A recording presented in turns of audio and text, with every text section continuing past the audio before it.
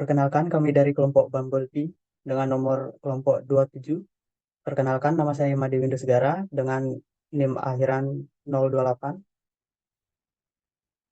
Perkenalkan, namaku Ido Ketut Ricinanta Kusuma dengan NIM akhir 011. Perkenalkan, saya Tantri Ayu Anggraini dengan 36 akhir 130. Di sini kami akan menjelaskan tentang efektivitas fiberglass sebagai material pelindung korosi pada besi dan baja di lingkungan korosif.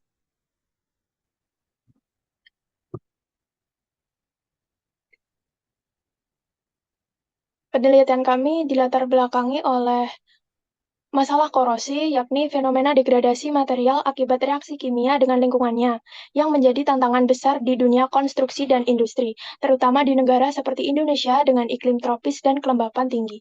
Besi dan baja sebagai material utama rentan terhadap kerusakan yang menyebabkan kerugian finansial, ancaman keselamatan, serta penurunan kinerja infrastruktur. Meskipun metode perlindungan seperti pelapisan, galvanis, dan penggunaan stainless steel telah diterapkan, efektivitasnya masih sering terbatas pada lingkungan ekstrim. Fiberglass muncul sebagai solusi alternatif yang menjanjikan karena sifatnya yang tahan korosi, ringan, kuat, fleksibel dalam aplikasi, dan mampu bertahan dalam kondisi cuaca ekstrim. Namun, penelitian lebih lanjut perlu dilakukan untuk mengoptimalkan penggunaannya dalam berbagai kondisi. Dari latar belakang tersebut, kami dapatkan rumusan sebagai berikut. Yang pertama, seberapa efektifkah fiberglass dalam mencegah dan memperlambat laju korosi pada besi dan baja, terutama di lingkungan korosif? Yang kedua, bagaimana ketebalan lapisan fiberglass dan metode aplikasinya mempengaruhi kinerja perlindungan korosi? Apakah ada ketebalan optimal dan metode yang paling efektif untuk kondisi lingkungan yang berbeda? Yang ketiga, seberapa tahan lama perlindungan yang diberikan oleh fiberglass terhadap kondisi lingkungan yang dinamis, seperti perubahan suhu, kelembapan, dan paparan bahan kimia? Dan yang keempat, apakah penggunaan fiberglass sebagai material pelindung korosi memberikan keuntungan ekonomis dalam jangka panjang jika dibandingkan dengan metode perlindungan korosi lainnya? Next slide. Tujuan penelitian kami yakni yang pertama menganalisis laju korosi pada sampel uji yang dilapisi fiberglass dalam jangka waktu tertentu. Yang kedua, mengukur pengaruh variasi ketebalan lapisan fiberglass terhadap laju korosi dan daya tahan lapisan pelindung, serta menganalisis metode pengaplikasian yang paling efektif. Yang ketiga, menganalisis lama ketahanan perlindungan terhadap lingkungan yang dinamis, seperti perubahan suhu, kelembapan, dan paparan bahan kimia.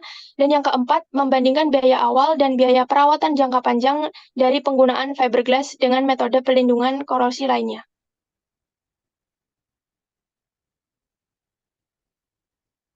Izin melanjutkan, adapun manfaat dari penelitian ini yaitu bertujuan mengembangkan metode aplikasi fiberglass yang efektif dalam mencegah korosi, sehingga dapat meningkatkan kualitas infrastruktur di Indonesia dan menjadi panduan pemilihan material serta metode perlindungan korosi yang optimal.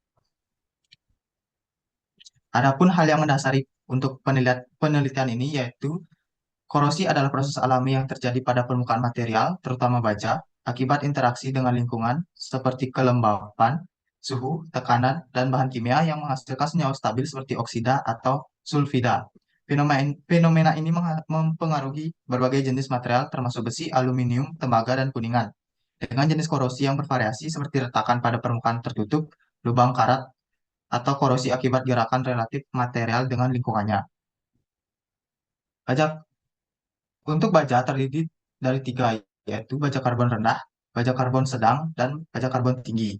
Adapun untuk baja karbon rendah di rentang 0,04% hingga 0,03% digunakan untuk plat, bodi kendaraan, jembatan, baut, dan paku keling karena mudah dibentuk dan memiliki kekuatan cukup untuk aplikasi umum.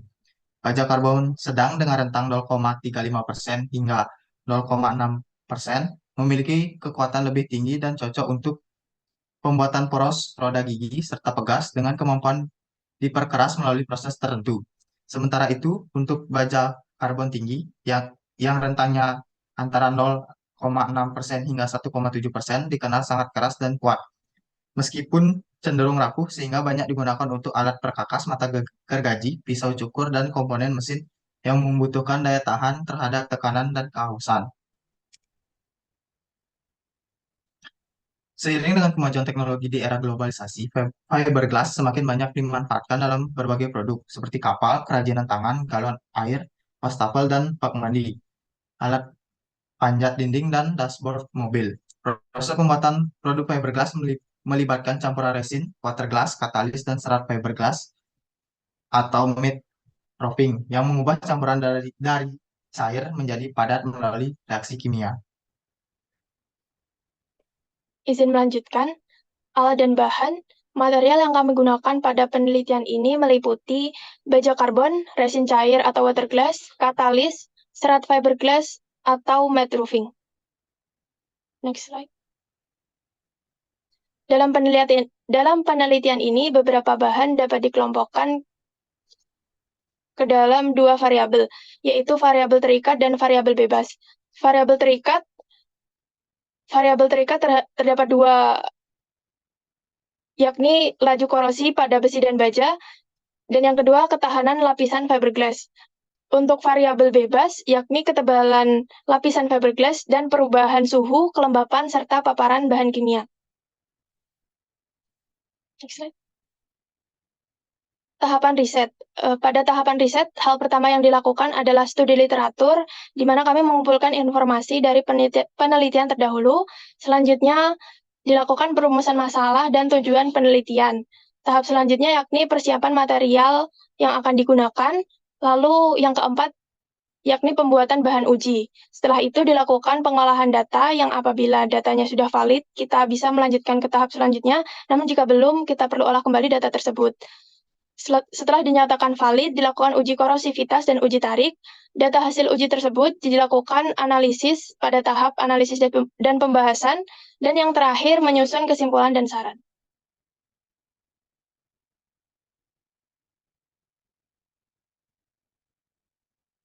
Izin melanjutkan, di sini terdapat prosedur riset.